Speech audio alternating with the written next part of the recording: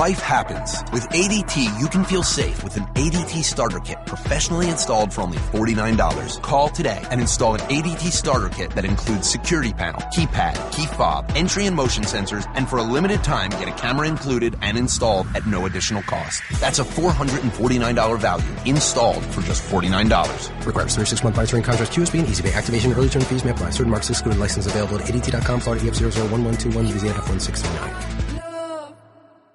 Lots to get to, guys. I mean, this has been an unbelievable sort of flux of events that has happened over the last 24 hours. The Wednesday, a lot of times you come in, and sometimes it can be Tuesday, sometimes Wednesday, maybe sometimes Thursday, depending on, you're like, oh, man, okay, there might not be as much to talk about. Boy, last night and yesterday, it was one thing after another that started happening that you go, wow, that's going on. And then I'm sure in our minds we're like, oh, that's going to be good for us. Oh, that's going to be good for us. A lot to talk about. It's almost to the point on Wednesday because the midweek this kind of happens. This is like playing in a scramble when everyone laces their drive off the tee. It's like, man, save one for the next hole. Yeah. Like you couldn't have saved one for Thursday, but someone out there, clearly the sports god's cognizant of the fact that you guys starting a new radio show this week. Going to need a little bit to talk about. Ask and you shall receive. But you know what? You hit the nail on the head with driving one down the middle because that's tomorrow. That's Tiger. Yeah, exactly right. Think about that. We got Tiger coming back. Exactly. Who would have thought when we left the show yesterday, one of the least interesting things that we would be talking about would be who at the top 4 seats in the college football rankings and where they're going to be with everything else that's happened. So we've got a lot to get to today, just so you're aware what's coming up. At 6:30 Eastern, Chris Canty, former New York Giant, right. Drafted by the Cowboys and played for the Ravens as well, but obviously very close with the Eli Manning situation from Humpty and Canty and 98.7 ESPN Radio in New York will join us. At 7:05, John Gruden, our Monday Night Football analyst, will join us to talk about everything going on, including Jimmy Garoppolo's era beginning on the same Sunday that Eli Manning's streak comes to an end. At 7:30, Kirk Herbstreit will join us to talk about the college football rankings. Dabo Sweeney will be here at 8:30 Eastern to talk about Clemson and how they feel about where they are. Obviously, very good in the latest rankings. We've got Rex Ryan at 9:05 and Herm Edwards, who, by the way, has a lot going on his plate too. Wow! So we have got a lot to get into. So let's get started, ladies and gentlemen, as we always do with Off the Top. It's time for Off the Top. Whether you like it or not, it's just beginning. With Golic and Wingo. And we start off the top with reigning national champion Clemson, topping the penultimate college football rankings as conference champs games are set to be played this weekend. Auburn, Oklahoma, and Wisconsin round out the top 4. Yeah, we're gonna jump more into this in just a few minutes, but just what we said yesterday, nothing crazy. Clemson, Auburn, Oklahoma, Wisconsin, as you said. Then it's another couple of SEC teams, Alabama, Georgia. Miami is 7. The interesting thing, Mike, and I know as we'll get into it, Ohio State being number 8 and the jump they would have to make to get into that top 4 possibly. And Miami being at number 7. No one outside of the top 5 has made it after the penultimate rankings. Obviously, some context we'll get into with this, but a very interesting round after a dull last week. Absolutely. We'll get into that more in just a little bit, but we continue with Off the Top. Well, another first for LeBron James. He's done everything else in his career, so why not this? On Tuesday, he got ejected for the first time, tossed in his 1,082nd career game. Yeah, unbelievable. The first time ever was ejected. It was he felt a non-call, so he was running back down the court, got close to an official, didn't bump the official, which means he said some magic words. There's no doubt that there were some magic words. And when I'm talking about magic words, when you swear in front of an official, what you can't do is you can swear, but you can't say you and then swear. Yeah, it can't be bleep you. Yeah, it can be bleep, but it cannot be bleep you. There can be no directive in that one. And LeBron James can take solace in the fact that at least the team still won 9 straight for them now. 9 straight, for the Cavaliers. Big win and more over important them, than anything, I saw him post on Instagram after that the version of his shoes last night now go down in folklore. They become the ejection game version of his sneakers going forward. So up the resale value on those a little bit, put a little extra shekels in your pocket. So as Trey said, 1,082 games, only active players who have played more games without being ejected. Tony Parker has played over 1,400 games, and Pau Gasol has played over 1,100 games. In the time it took LeBron from coming in the lead to get ejected, Matt Barnes and DeMarcus Cousins had each been ejected 13 times. I was going to say DeMarcus Cousins would have been ejected like 3 steps before that. Like he takes one that way. Like nope. As soon as he goes toward the ref, the ref's like, "You're out." Yeah, that's when your resume sort of hurts you. Exactly. Along those lines, 326 other players have been ejected at least once in the league. But perhaps most importantly, that was at the end of the third quarter. They had that lead, and they built on it without LeBron, which shows you how much better they are as opposed to where they were when they started the season. And one last thing on this, Jim Valvano, the late, great Jim Valvano, as it's V-Week, at one point he was upset with an official. He said, "Hey, can you toss me for what I'm thinking?" And the ref said no. He goes, "Good, because I think you're a bleep."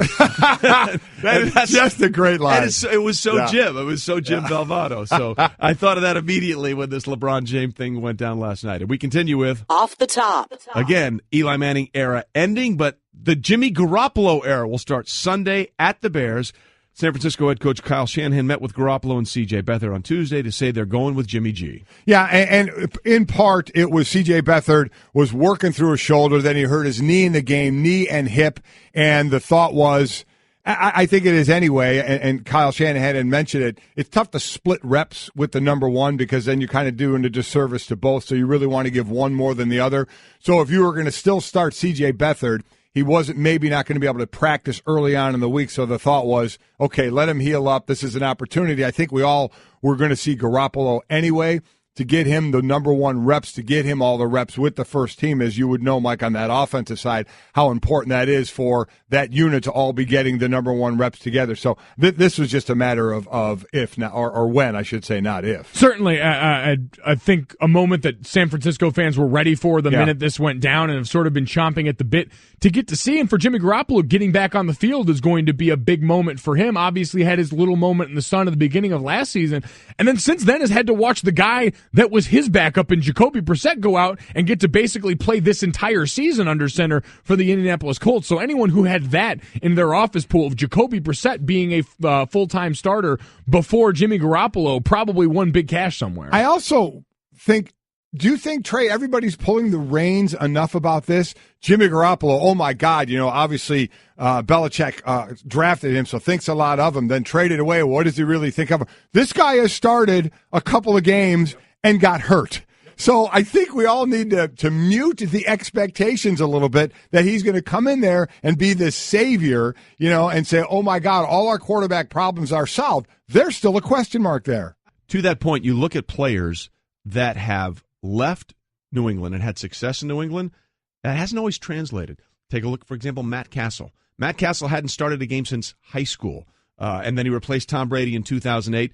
They went 11-5. 11-5 that year, and they didn't make the playoffs. 11. People think, you got to get him with 10. They didn't get him with 11 in 2008. He got the big contract, went to Kansas City, had 1 year where he led them to the playoffs, and has never had anything close to that success before. We're not saying that's what's going to happen to Jimmy G, but it's a pattern. Sometimes when you see those guys leave, that great coaching that they have in New England, that success is never replicated. To your point, in that era of Belichick being there, any backup quarterback that ended up somewhere else does not have better than a 500 record starting anywhere else. So we'll see. And they basically got a late. I mean, it's an early second round pick. It's going to be a late. Feel like a late first round pick because where San Francisco is going to pick. It does certainly benefit you, though, where you end up in all this. Like looking where some of those guys have ended up, and Jacoby Brissett as recency bias kind of lends itself. You find yourself in a bad Indianapolis Colts team that's been built poorly around Andrew Luck. Kind of easy to excuse away some of those losses is not exactly on him. He's performed well, and we saw Jimmy score that touchdown at the end of the game. Come on, we did. Last play of the game, first one in San Francisco 49ers God, career for him. Well, that's a separate issue entirely, which I'm not sure I want to be comfortable getting into that, especially with the rip in your pants, which we can talk about because you were going on about that on your show. I promise they're unrelated. Let's hope so. We continue with Off the Top. This one kind of surprised me, guys. Both Aqib Talib of the Broncos and Michael Crabtree of the Raiders had their suspensions reduced from 2 games to 1 after the 2 Chainz incident in Oakland. You were surprised. See, I wasn't. I thought it went to 2 just so they had room to go to 1. Because if you only did one game and they did this, the appeal, the only way to go would be not to suspend them at all. I think they wanted to suspend them, so the safe route was to put 2. And as I said, it was one for fighting and one for the stupidity of why are you swinging on a field when you know exactly what's going to happen. But I think that's one of the reasons it was 2, so there was the buffer to at least have them out for one game. This is one of the areas where the NFL can get away with doing that, right? And the more egregious offenses are the ones where you should see a hard and fast rule, and that's where they've gotten themselves into trouble in the past. So they understand these are easy areas, especially to sort of keep somewhat of a relationship with the player side and say, all right, we're not going to beat you over the head for something like this. We can come down. We can meet you halfway. We're your cool dad.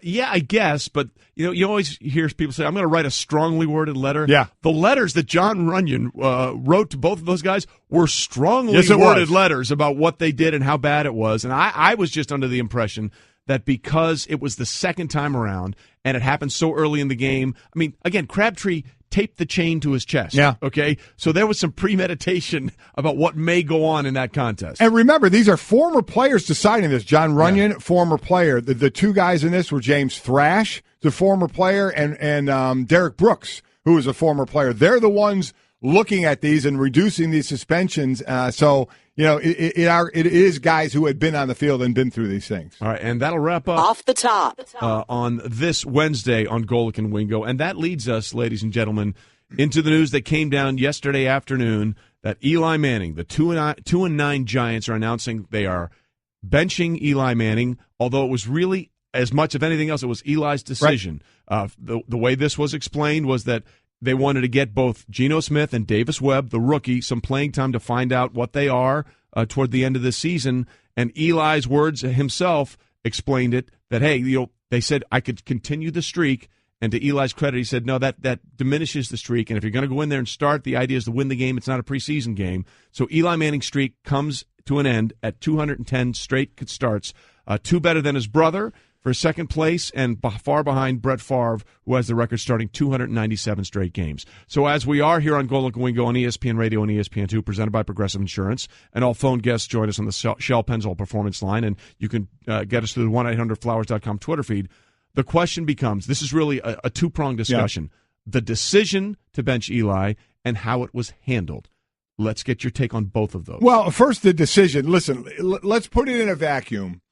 Older quarterback, team not going anywhere this year, younger quarterback. The Geno Smith thing is kind of the confusing thing, but a third-round quarterback that we don't know what's going on with. So when is the proper time to put him out there and see what he's going to do? We've heard this. This has been the Jet scenario for a while. You're going to look at these young quarterbacks at all. And the Bills this season, and now potentially the Chiefs. This is a reality for a lot of teams. This is exactly right. That's the key word. It is a reality. Now take the vacuum out and say, this is Eli Manning. Some people say Hall of Famer. Some people say on the outside looking in. Some people say, border, we'll see.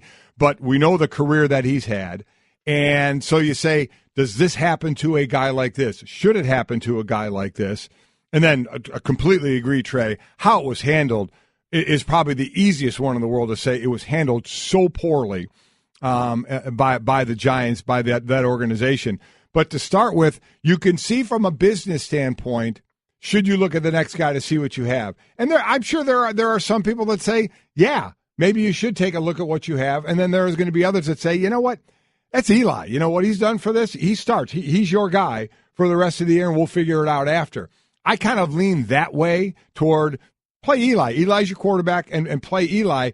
But there's part of me that will let in the crack of understanding if you need to look at somebody else. Now, Geno Smith, you already have a heck of a resume on looking at, and are you really believing Geno Smith is going to be the answer at quarterback? He have, 30? This would be his 34th start. So it's not like he hasn't started at all like Davis Webb, who I could maybe understand you wanting to get a look at. But to me, to answer that part of the question, it just feels wrong to say, Eli, take a seat. Even though they tried to say you can start, that made no sense. You need to have who's going to play, get all the reps if it's going to be Geno or Davis Webb in the practices. You can't fool around with that.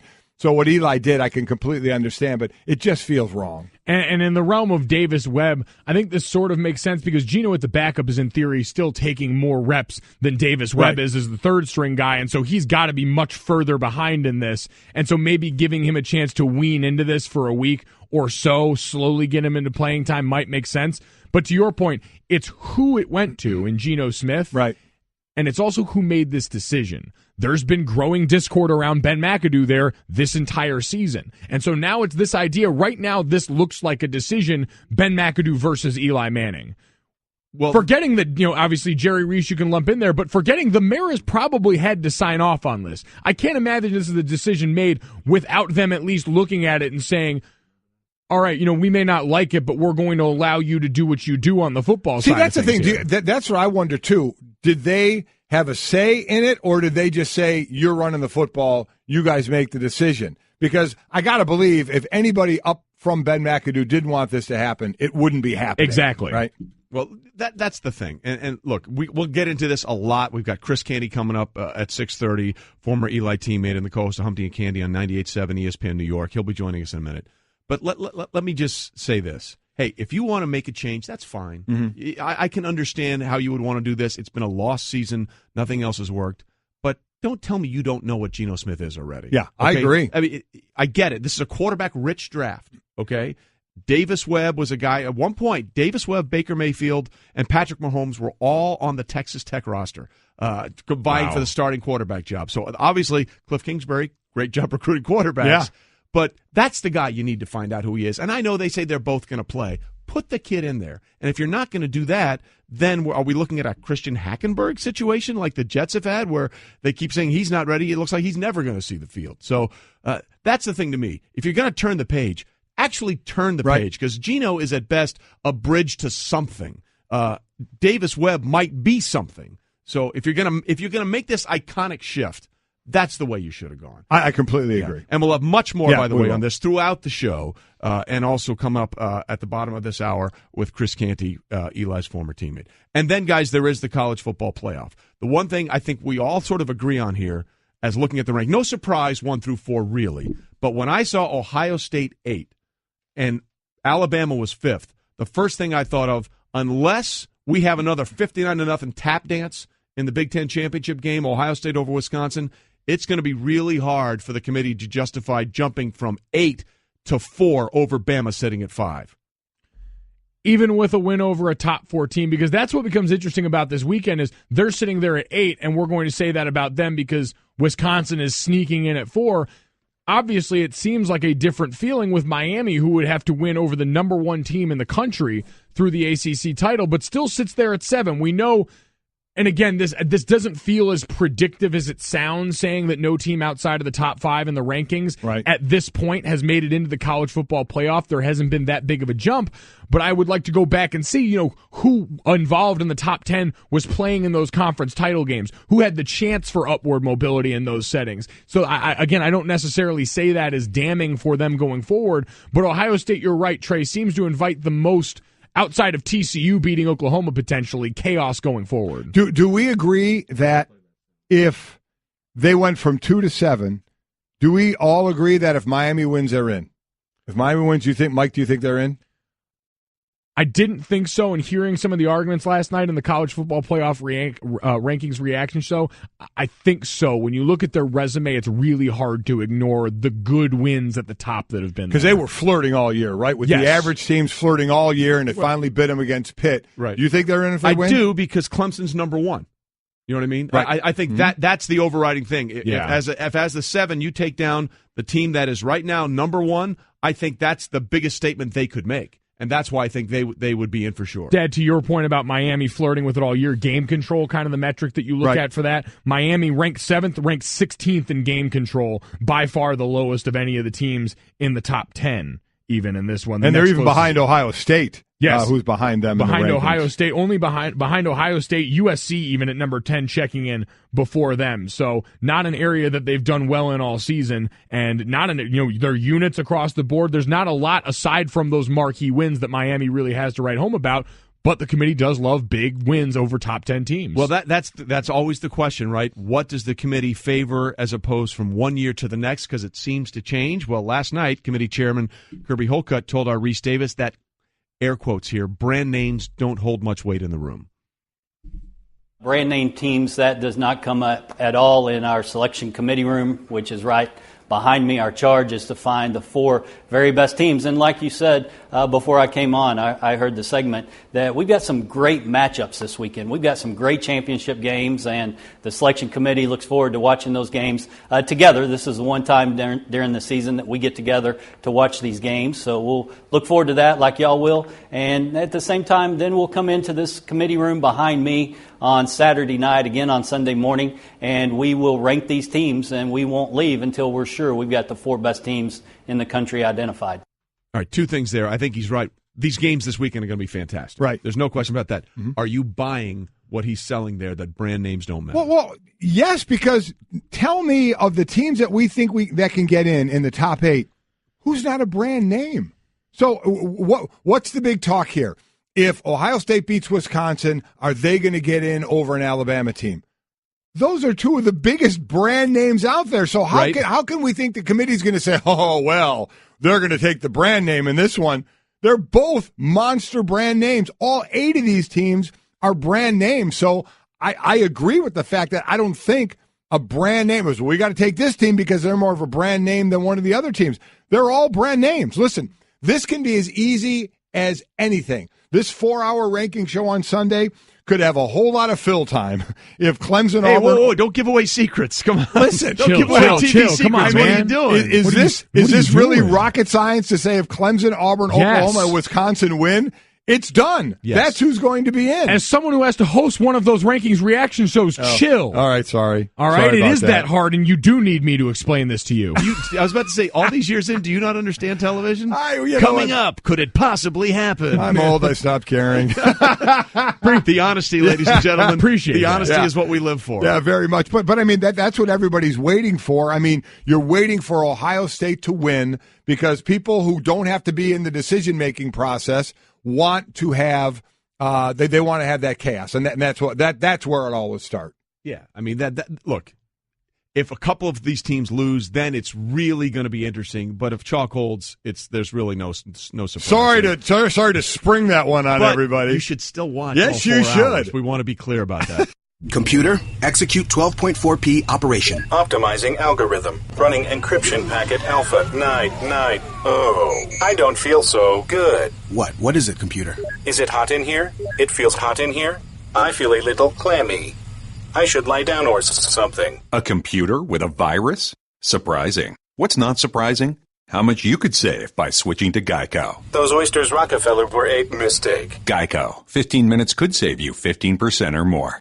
Eli Manning has been the starting quarterback since the middle of the 2004 season. He is not going to start for the first time since his rookie year. It's incredible. And we'll give these little notes along the way. He says his streak began November 21st, 2004.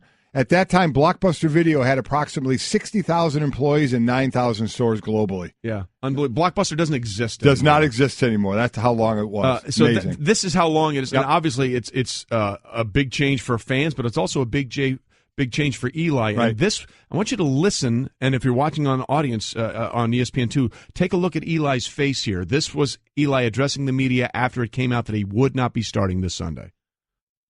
Coach Mack, called me in, told me, they were going to start splitting some time, and now we're, just kind of thought it's best to give Gino the start, and I'll back him up. I'll be a good teammate. I don't like it, but it's for football. You handle it, and do my job. That's hard. It's been a hard day to handle this, but hang in there and figure it out. And he's going to try and figure it out, and we'll try and figure it out with him. Chris Canty, co-host of Humpty and Canty, which follows us on ESPN 98.7 FM ESPN in New York, joins us now in the Shell Pennzoil Performance Line. Get instant gold status at Shell. Join the Fuel Rewards program now at fuelrewards.com/gold. Chris, thanks for being with us on Golic and Wingo. Clearly, you guys are going to have a lot to talk about today. But one of the things that I've noticed once this news came down is the overwhelming reaction by people like yourself that were teammates for so many years with Eli Manning, and how upset they were and how positive and effusive they were in their praise of Eli Manning. When you heard the news, what was your reaction? Well, I was disappointed, Trey. Just the guy that has done nothing but represent the organization with the utmost class, has pursued excellence both on and off the field. I mean, it takes a special type of individual to play quarterback in New York City, and Eli Manning during his tenure has done nothing but represent the Giants in the most classy fashion. So it's disappointing to see the organization make the decision in this fashion to handle Eli this way at the end of his career. It's just disappointing to see that my former teammate, a guy that works hard, and I know it sounds cliche, but he was the first one in the building. He was the last one to leave, always willing to do anything that he could as a teammate to help you. And I think that shows in his decision not to try to start this week just in the interest of maintaining a streak, but actually deferring to Geno Smith and or Davis Webb, making sure those guys get the reps in practice in order to be prepared so they can give themselves the best chance to be successful. To me, that just encapsulates what Eli Manning is all about. He wants to win football games. He doesn't agree with the decision that Ben McAdoo made in order to bench him to get a look at Geno Smith and Davis Webb, but he's willing to go along with it, and he's willing to do anything to help those guys in the quarterback room. Certainly is handling it in the most professional manner, no doubt about that. Chris, let me ask you this. Let's the way it all happened, we can certainly get into, but let's talk about it happening, the decision happening. From a business side of it, is there any part of you taking away the teammate and the like for Eli Manning? I'm just playing devil's advocate here. Is there any part of you that understands this from a business decision to look at the other quarterbacks? Well, realistically, Mike, I don't understand it, and here's why. Because the Giants are in a position right now where they're 2-9, and they're probably going to have a high draft pick.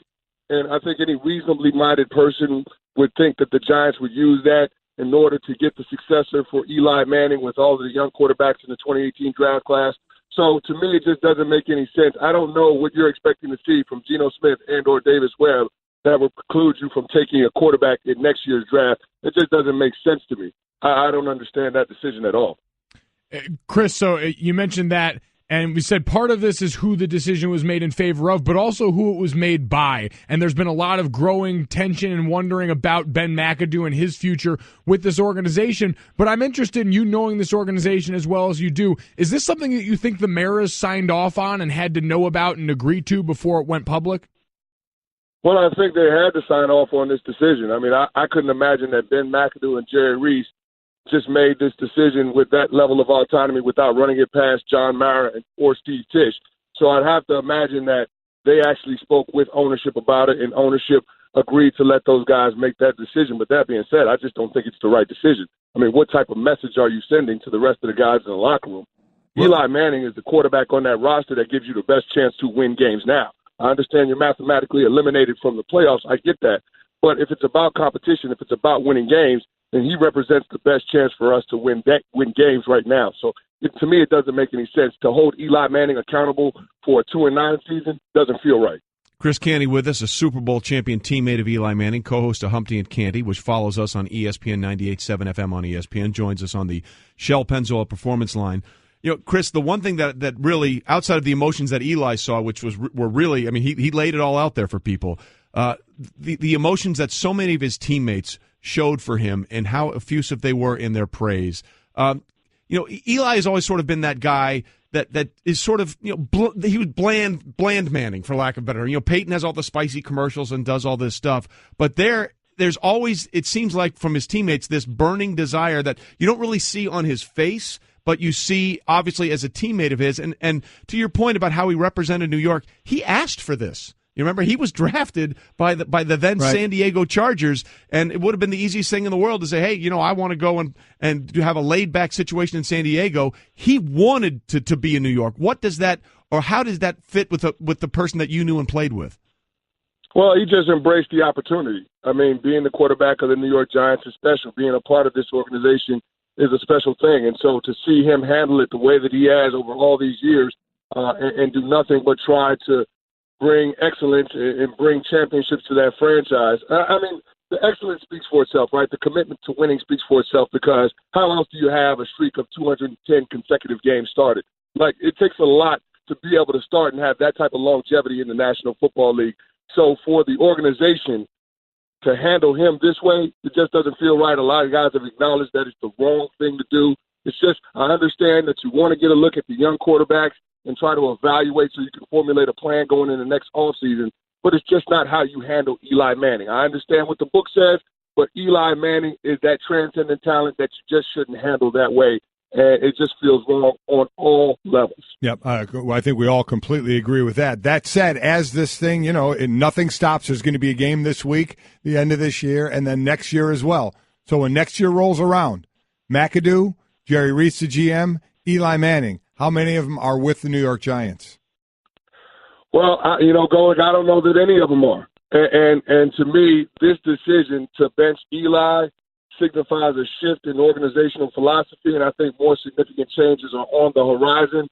You have to start with Jerry Reese. Since 2012, his record as the general manager of the New York Giants, they're 41-50, which is below the expectations for this organization. Ben McAdoo, after an 11-5 year and losing in the wild card round, getting into the playoffs for the first time in 5 seasons last year, they're 2-9 through 12 weeks of the regular season. So obviously that's not good enough. And then the situation with Eli Manning, you saw how emotional he was when everybody was asking him the questions about what would be with his career next year.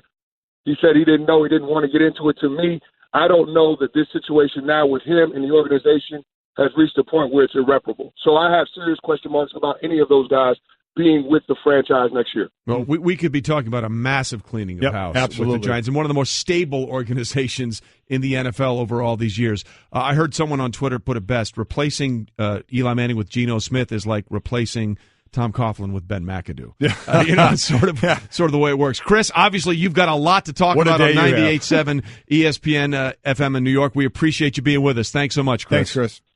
Thanks for having me on, guys. Again, Chris Canty's show, Humpty and Canty, will join us or follow us on ESPN Radio in New York right after we're done. I covered Eli back when he was quarterbacking at Ole Miss. I was calling games back then, and so talked to him obviously in production meetings a lot when I covered him. And you see the type of player he is. He is that quiet leader. And I remember early on in his career, people are like, he needs to be more of a go-getter leader. And I said, no, he doesn't. You lead how you lead. Plus when he was first there were other personalities on that team that were the major, the Strahans and Tiki Barbers of the world. They had plenty of personality on that team. You lead however you lead. He was a quiet leader. He led by example, and that was the way he led. And there's absolutely nothing wrong with that. There are different ways to lead, and he is about as professional as they come. Plus, if you try to be something you're not, players in the locker room sniffed it out anyway. Yep. So there's a lot to get into there. We'll have that throughout the show. Tweet us about it at 1-800-Flowers.com Twitter feed, and we will have those reactions. But coming up, we got John Gruden. Lots to talk about with him, college and the NFL. Kirk Herbstreit on the way. Plus, apparently, Mike has an issue with one of the all-time Christmas classics. I'm curious to see what that's about. We roll on Golic and Wingo on ESPN Radio and ESPN2, presented by Progressive Insurance and all phone guests, and we have plenty of them today. Join us on the Shell Pennzoil Performance Line. Again, coming up, top of the next hour, John Gruden will join us, 7:30 Eastern. It'll be Kirk Herbstreit. 8:30, Dabo Sweeney will join us, Clemson head coach, new number one team in all the land. And then in the 9 o'clock hour, we've got Rex Ryan, who obviously knows Geno Smith, and obviously knows IKN and Polly, who had his issues with Geno Smith. We could talk about that. These hands. And Herm Edwards will join us at 9:30, one of our great teammates here. And there's a lot going on with Herm as well. Yes, there is. We got time for that in just a couple of minutes. I'm going to take to task some of the characters in Rudolph the Red-Nosed Reindeer. Well, we're looking forward to that. But just so people understand what a shock to the system this is, for Eli Manning not to be starting. Forget the 210 straight starts, if you can, which is the second most ever by a quarterback in the history of the NFL. The last time Eli Manning wasn't starting, you didn't even know what an iPhone was. Yeah. Okay? He was started in November of 2004. iPhone didn't come out till 2.5 years later. I mean, that's an insane thing. I get it. People have Androids and all that kind of stuff now, but, iPhone is like a brand. It's like, I'm going to go Xerox something, and you use a Konica copier. You know what I mean? Yeah. I mean, so it's so ingrained in our system, and the world population has increased by approximately 1.2 billion people from the last time that Eli Manning didn't make a start. That's how crazy this has been. We were 2 days removed from Malice in the Palace, maybe my favorite sports event of all time. Oh, wow. It is crazy. It was incredible. And, the last quarterback to start before Eli was a guy, Hall of Fame, Kurt Warner, started that year. And do you guys, either one of you know, who now has the top streak, consecutive start streaks. Ooh, consecutive start. I know that. Oh, wait a minute. It's in his draft class. Is it Philip Philip? Rivers? It's Philip Rivers, right? Yes, it is. Philippe. Yeah, 187 games. I just pulled that off the top of my head after Riley told me. Well, congratulations. I wonder how many of those 187 have come down to the last minute with no timeouts and about 70, 80 yards to go. How about it? Well, isn't that the truth? Dadgummit. And he may have played the best of that 187 on the Thanksgiving Day win over the Dallas Cowboys. Exactly right. Absolutely rolling. Okay,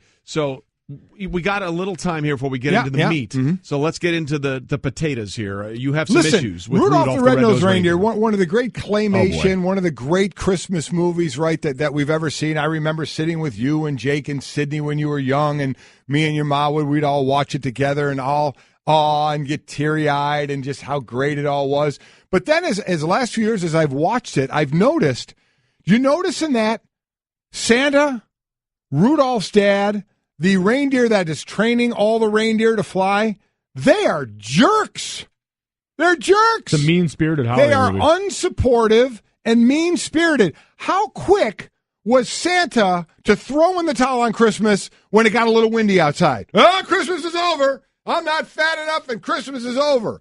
And then the reindeer, you basically cast off. All of a sudden, his nose lights up and you're like, oh, I can see now. Now Christmas is back on. Right? Are you serious? Bunch of front runners. It's unreal. The only decent people were the people from the Misfit Island, the toys, and Rudolph's mom and his girl, Clarissa. Clarice. Yeah, it's tough. Yeah, Clarice. They were the only ones who were supportive, no matter what, of the red nose or not. Didn't try to cover it up. Say, hey, Rudy. You be you. You be you. While all the men in that show were just so unsupportive and mean-spirited. And who knew that there was a Rudolph the Red-Nosed Reindeer Silence of the Lambs correlation? That's exactly with Clarice, right. Yeah, how Fava about Beans and Chianti. Yeah, By the way, all the things going on in the world, and this is what bothers Let me tell you. most. By the way, Yes. you've skipped out the most egregious one of these. You have remember 15 seconds. You remember at the end of that movie, that elf just threw the penguin out of there. Threw and the killed penguin it, right? out with that couldn't fly. That's exactly right. Threw him out. What have I signed up Where did for? they land? Murder. How did Coming they up, land? big next hour, John Gruden on the benching of Eli Manning and Kirk Herbstreit on whether or not Ohio State still has a chance to make the playoffs. That's coming up next hour as we've put to bed the huge Rudolph controversy this morning. Stay with us. Poor bird that couldn't fly.